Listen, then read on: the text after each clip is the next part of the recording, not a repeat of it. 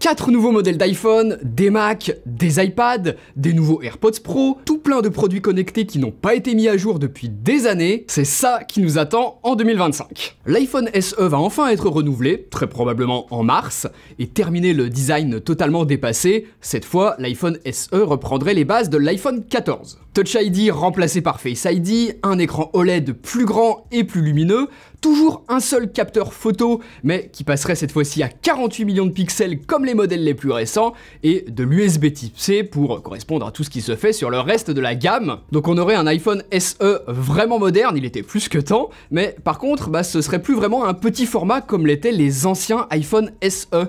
Ça resterait quand même relativement compact, mais pas tant que ça, et c'est dommage pour tous ceux qui aimaient bien ce petit format, surtout que maintenant l'iPhone mini n'existe plus. À l'intérieur de cet iPhone SE, très probablement la puce A18, ce qui lui permettrait d'être compatible avec Apple Intelligence, et donc ça signifierait également 8 Go de mémoire vive, puisque c'est le minimum requis. Et sinon, dans les nouvelles un peu moins sympas, avec ces énormes changements, moi je serais pas surpris qu'Apple en profite pour augmenter un peu son prix.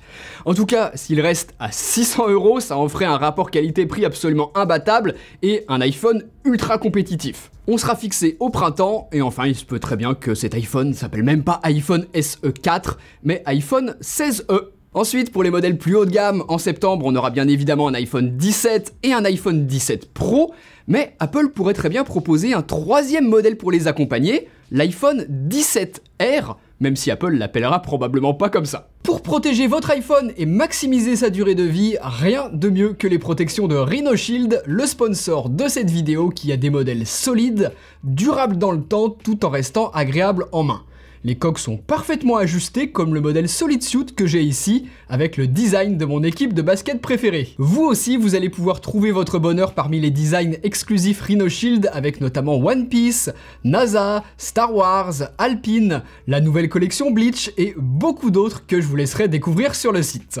Vous avez également la coque clear, transparente et qui ne jaunit pas avec le temps, sur laquelle vous pouvez choisir un design ou un modèle plus épuré, avec du MagSafe ou non, selon vos besoins. Et enfin, vous avez la mode NX et son verso interchangeable qui vous permet de changer de look facilement dès que vous en avez envie. Rhino Shield, ce sont aussi des accessoires pour les AirPods, l'iPad, l'Apple Watch, donc cliquez sur le lien en description de vidéo pour vous équiper. Mon code Steven25 vous offre 10% de réduction chez Rhino Shield, donc profitez-en! Disponible en septembre, l'iPhone 17 pourrait enfin passer aux 120 Hz pour le rafraîchissement d'écran et donc également gagner le mode Always On qui lui manquait. Ça aurait déjà dû être le cas depuis très longtemps, Apple s'est gardé ça sous le coude pour pouvoir le faire passer comme une nouveauté, et il devrait enfin s'en servir cette année. On a aussi la taille d'écran qui augmenterait pour passer de 6,1 à 6,3 pouces, exactement comme ça a été le cas sur les 16 Pro de 2024. Donc là on se retrouverait avec toute la gamme d'iPhone 17 qui a exactement les mêmes écrans en termes de dimension et de rafraîchissement. Pour les iPhone 17 Pro, comme d'habitude, une nouvelle puce et probablement plus de mémoire vive en plus d'amélioration pour la photo et la vidéo.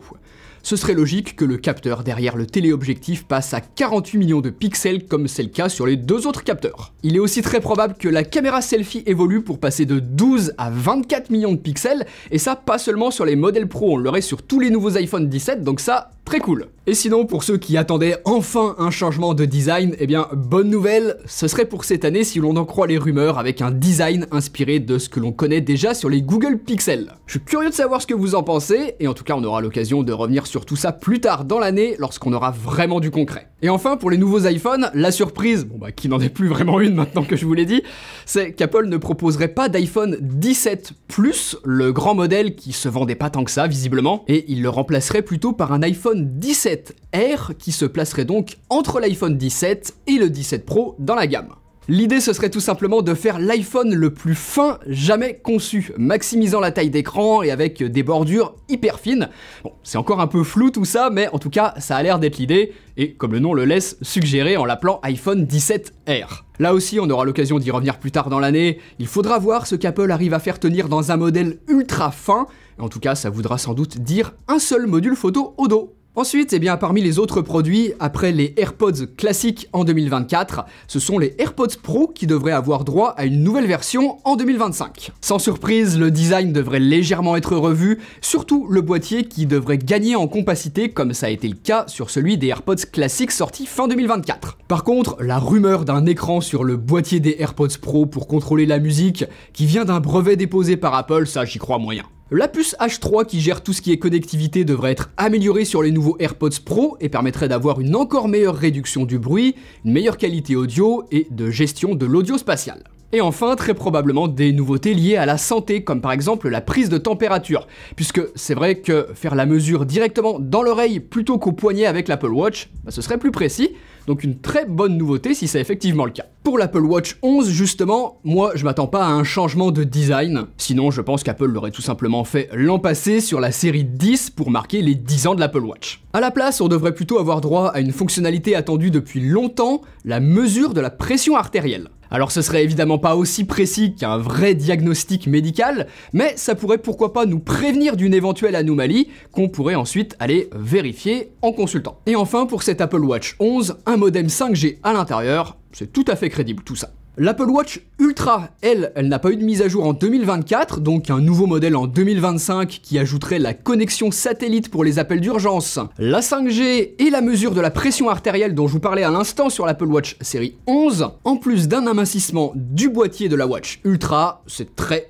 probable. Et enfin, l'Apple Watch SE de 2022, elle a toujours le design de la série 6, donc ça commence vraiment à dater. Sur la version 2025, l'écran pourrait être plus grand, être compatible Always On Display, donc ça pourrait faire de ce nouveau modèle la parfaite Apple Watch pour tous ceux qui voudraient s'en offrir une première et qui n'ont pas forcément d'intérêt ou les moyens pour les modèles plus haut de gamme qui eux embarqueront les fonctionnalités qui permettent de mesurer la santé. L'aluminium du boîtier pourrait être remplacé par du plastique, ce qui permettrait de proposer plein de coloris. Donc je sais pas ce que vous en pensez, mais si cette nouvelle Watch SE embarque tout ce que je viens de vous énoncer, ça en ferait un modèle très intéressant. Ensuite, l'iPad entrée de gamme devrait lui aussi avoir droit à une évolution en 2025. Alors pas tellement niveau design, mais surtout à l'intérieur. Une puce A17 et 8 Go de RAM le rendraient compatible avec Apple Intelligence, et c'est donc ce que devrait lui offrir Apple. Alors il pourrait être vicieux et nous faire du Apple et réserver Apple Intelligence aux iPads les plus haut de gamme, mais très franchement j'y crois pas. Ce serait un peu se tirer une balle dans le pied, puisque lorsqu'on achète un iPad, généralement c'est pour le garder des années et des années, un iPad ça dure.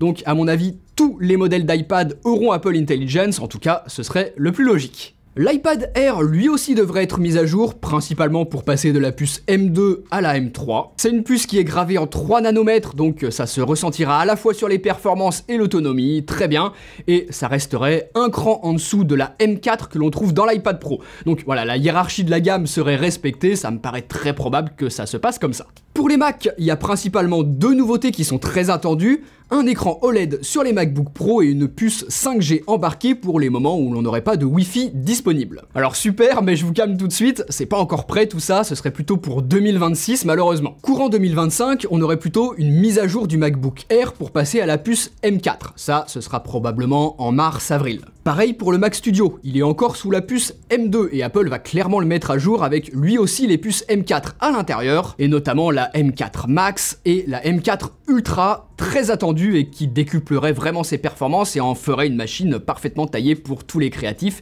qui ont vraiment besoin de patates et à qui un Mac mini ne suffit pas. On a un peu tendance à l'oublier, mais le Mac Pro lui aussi devrait certainement passer à la puce M4 en même temps que tous les autres. Mais alors là par contre, je me pose la question de son intérêt. À moins d'en faire une version miniature et à ce moment-là, pourquoi pas ? Le Mac Pro il sert un peu à rien depuis qu'on a d'un côté le Mac Studio qui est ultra performant et compact, et puis qu'on est passé à la puce M sur le Mac Pro et qui rend donc impossible l'upgrade de GPU à travers le temps. Donc vraiment curieux de voir ce qu'Apple va en faire et comment ils vont réussir à lui donner un intérêt par rapport à tout ce qu'ils proposent d'autre. Tous ces nouveaux modèles embarqueront donc la puce M4 et ses dérivés, et pour ce qui est de la puce M5, c'est vraiment pas pour tout de suite, ce sera pour fin 2025. Ensuite, on a pas mal d'autres produits qui n'ont pas été mis à jour depuis des années, et notamment l'Apple TV qui devrait principalement embarquer une nouvelle puce pour assurer la compatibilité avec Apple Intelligence. C'est à peu près tout ce qu'Apple pourrait proposer sur la nouvelle version, allez avec pourquoi pas un boîtier encore un tout petit peu plus compact et les dernières normes Wi-Fi et Bluetooth embarquées dessus. Même chose pour le HomePod mini, c'est principalement ce qui lui manque. Apple pourrait aussi évidemment améliorer un petit peu la qualité audio et pourquoi pas proposer de nouvelles couleurs. En tout cas, on n'en attend pas beaucoup plus dessus. Par contre, le HomePod, le gros modèle, lui devrait avoir droit à une importante mise à jour. Ça fait plusieurs années que des rumeurs laissent penser qu'Apple lui ajouterait un écran de contrôle et ça pourrait enfin être le moment. Pour le moment, un petit peu compliqué de savoir si ce serait juste en remplacement de l'interface de Siri sur le haut ou si ce serait carrément un écran beaucoup plus grand et qui lui permettrait d'afficher davantage d'informations. Apple pourrait carrément lancer un tout nouvel OS qui nous permettrait de contrôler toute la domotique via l'écran sur ce nouveau HomePod, et c'est vrai que ça ferait sens plutôt que simplement rajouter un petit écran pour contrôler la musique. Ça ferait un peu léger, et quitte à mettre un écran, autant vraiment proposer un écosystème qui va avec. Et enfin, côté hardware pour cette année 2025, Apple pourrait mettre à jour les AirTags, principalement pour leur offrir une meilleure portée. Je vois mal ce qu'Apple pourrait faire évoluer de plus physiquement sur les AirTags. Les autres nouveautés qui y sont liées seront probablement au niveau d'iOS. Justement, et on va finir là-dessus, iOS 19 sera présenté en juin, sortira en septembre 2025 et devrait principalement se concentrer sur les nouveautés liées à Apple Intelligence. Vous l'avez vu, je vous en ai parlé dans plusieurs vidéos, pour l'instant il n'y a rien de bien transcendant dans Apple Intelligence. Tout est encore en bêta, et j'ai pas l'impression que ça emballe grand monde, donc Apple va devoir proposer des nouveautés qui donnent vraiment envie, et dont on comprend clairement à quoi elles servent et vont améliorer notre quotidien et nous faire gagner du temps sur l'iPhone. Donc abonnez-vous à la chaîne YouTube si c'est pas déjà fait, puisque évidemment je reviendrai en détail sur tout ça lorsque les nouveautés seront sorties et que j'aurai les produits entre les mains. Et puis d'ici là, vous pouvez aller voir mes tests ou mes vidéos astuces pour apprendre à mieux utiliser vos appareils Apple. Salut!